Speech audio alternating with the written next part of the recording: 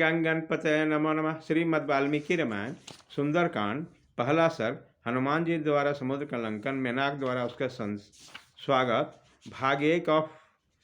भाग 2 और भाग 4। हनुमान जी के शरीर से उठी हुई वायु से प्रेरित होकर वृक्षों के भांति भांति के पुष्प अत्यंत हल्के होने के कारण जब समुद्र में गिरते थे तब डूबते नहीं थे, इसलिए उनकी विचित्र शोभा होती थी। उन फूलों के कारण वो महासागर तारों से भरे हुए आकाश के समान सुशोभित होता था। अनेक रंग के सुगंधित पुष्प राशि से उपलक्षित बानर भी हनुमान जी बिजली से सुशोभित होकर उठते हुए मेघ के समान जान पड़ते थे। अपने बेग से झड़े हुए फूलों के कारण समुद्र का जल उगे हुए रमणीय तारों से खचित आकाश के समान दिखाई देता था। आकाश में फैलाई गई उसकी दोनों भुजाएं ऐसे दिखाई देती थी मानो किसी पर्वत के शिखर से 5 फन वाले 2 सर्प निकले। उसी समय महाकपि हनुमान ऐसे प्रतीत होते थे मानो तरंगमालाओं महासागरों को पी रहे हैं। वे ऐसे दिखाई देते थे मानो आकाश को भी पी जाना चाहते हैं। वायु का मार्ग का अनुसरण करने वाले हनुमान जी बिजली की सी चमक पैदा करने वाले दोनों नेत्र ऐसे प्रकाशित हो रहे थे मानो पर्वत पर 2 स्थान में लगे हुए दावानल दहक रहे हैं। पिंगल नेत्र वाले बानों में श्रेष्ठ हनुमान जी की दोनों गोल गोल बड़ी और पीली रंग की आंखें चंद्रमा और सूर्य के समान प्रकाशित हो रही थी।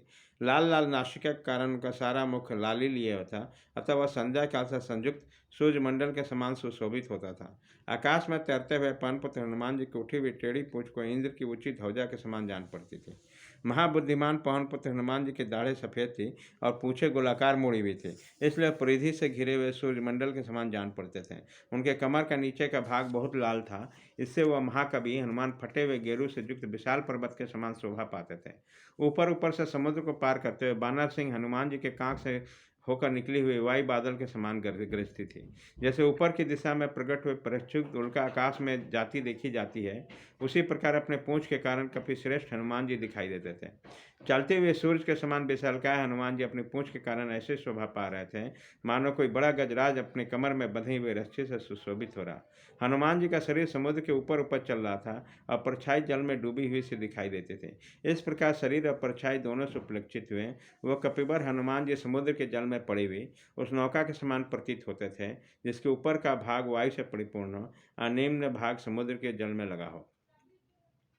वह समुद्र के जिस जिस भाग में जाते थे वहाँ उनके अंग के बैग से उताल तरंगे उठाई देती थी और वह भाग उन्मत्त सा दिखाई देता था। महान वेगशाली महाकवि हनुमान पर्वत के समान ऊंची ऊंची महासागर की तरंगमालाओं को अपनी छाती से चूर चूर करते हुए आगे बढ़ रहे थे।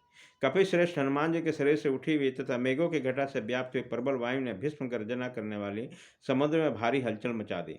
वह कपि केसरी अपने प्रचंड वेग से समुद्र में बहुत सी ऊंची ऊंची तरंगों का आकर्षित करते हुए इस प्रकार उड़े जा रहे थे मानव पृथ्वी और आकाश दोनों को विक्षुब्ध कर रहे थे।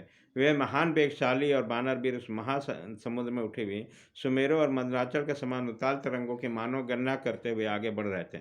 उसी समय उनके बेग से उठे हुए मेघमंडल के साथ आकाश में स्थित हुआ समुद्र का जल शरद काल के फैले हुए मेघों के समान जान पड़ता था। जल हट जाने से समुद्र के भीतर रहने वाले मगर, नाके, मछलियाँ और कछुए साफ साफ दिखाई देते थे, जैसे वस्त्र खींच लेने पर देहधारियों का शरीर नंगे दिखाई देने लगता है। समुद्र में विचरने वाले सर्प आकाश में जाते हुए कपिश्रेष्ठ हनुमान जी को देखकर गरुड़ के ही समान समझने लगे। कपि केसरी हनुमान जी के 10 योजन चौड़ी और 30 योजन लंबी छाया के वेग कारण अत्यंत रमणीय जान पड़ती थी। खारे पानी का समुद्र में पड़े हुए पवनपुत्र हनुमान जी का अनुसरण करने वाली वह छाया श्वेत बादलों की पंक्ति के समान शोभा पाते थे। वे परम तेजस्वी महाकाय महाकपि हनुमान जी आलंबनहीन आकाश में पर्कधारी पर्वत के समान जान पड़ते थे। वे बलवान कपिश्रेष्ठ जिस मार्ग से वेगपूर्वक निकलते थे उस मार्ग में संयुक्त सहसा समुद्र सहसा कठोर या कड़ा के समान होता था। उसके वेग से उठी हुई वायु के द्वारा वायु का जल हट जाने से वह स्थान कठोर आदि समान गहरा दिखाई पड़ता था। पशु पक्षियों को उड़ने के मार्ग में पक्षीराज गरुड़ की भांति जाते हुए हनुमान जी वायु के समान मेघ मालाओं को अपनी ओर खींच लेते हैं। हनुमान जी के द्वारा खींचे हुए वे श्वेत अरुण नील मंजिट के रंग वाले बड़े बड़े मेघ वहाँ बड़ी बड़ी शोभा पाते हैं। वे बारंबार बादलों के समूह में घुस जाते हैं और बाहर निकल आते हैं। इस तरह छिपते और प्रकाशित होते हुए चंद्रमा के समान दृष्टिगोचर होते थे। उसी समय तीव्र गति से आगे बढ़ते हुए बानर वीर हनुमान को देखकर देवता गंधर्व और चारण के ऊपर फूलों की वर्षा करने लगे। श्री रामचंद्र जी के कार्य सिद्ध करने के लिए जा रहे थे। अतः उस समय वेग से जाते हुए वानरराज हनुमान को सूर्यदेव ने ताप नहीं पहुंचाया और वायुदेव ने भी उनकी सेवा की। आकाश मार्ग से जाता करते हुए वानर बिन हनुमान की ऋषि मुनि स्तुति करने लगे, तो देवता और गंधर्व भी उनके प्रशंसा के गीत गाने लगे। उस कपि श्रेष्ठ को बिना थकावट के सहसा आते बढ़ते देखकर नाग, यक्ष और नाना प्रकार के राक्षस सभी उसकी स्तुति करने लगे। जिस समय कपिकेशी हनुमान जी उछलकर समुद्र पार कर रहे थे, उसी समय इक्ष्वाकु कुल का सम्मान करने की इच्छा से समुद्र ने विचार किया, यदि मैं वानर राज हनुमान जी की सहायता नहीं करूंगा तो बोलने की इच्छा वाले सभी लोगों की दृष्टि में मैं सर्वथा निंदनीय हो जाऊंगा। मुझे इक्ष्वाकु कुल के महाराज सागर ने बढ़ाया था और उसी समय हनुमान जी भी इक्ष्वाकु कुल के वीर श्री रघुनाथ जी की सहायता कर रहे हैं। अतः उन्हें इस यात्रा में किसी प्रकार का कष्ट नहीं होना चाहिए।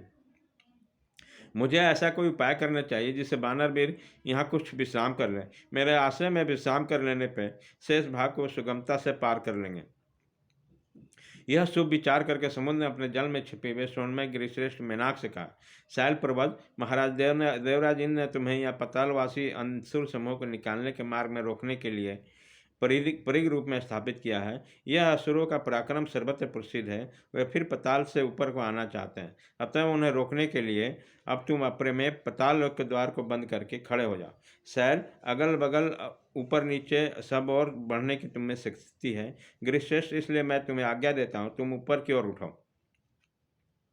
देखो, ये पराक्रमी कपिकेशी हनुमान जी तुम्हारे ऊपर जा रहे हैं। ये बड़ा भयंकर कर्म करने वाले हैं। इस समय श्री राम का कार्य सिद्ध करना इन्होंने आकाश में छलांग मारी है। ये इक्ष्वाकु वंशी राम के सेवक हैं, अतः मुझे इनकी सहायता करनी चाहिए। इक्ष्वाकु कुल के लोग मेरे पूजनीय हैं और तुम्हारे लिए भी परम पूजनीय हैं। अतः तुम उसकी सहायता करो और जिससे हमारे कर्तव्य कर्म का, हनुमान जी सत्कार रूपी काज का अवसर बीत नहीं जाए।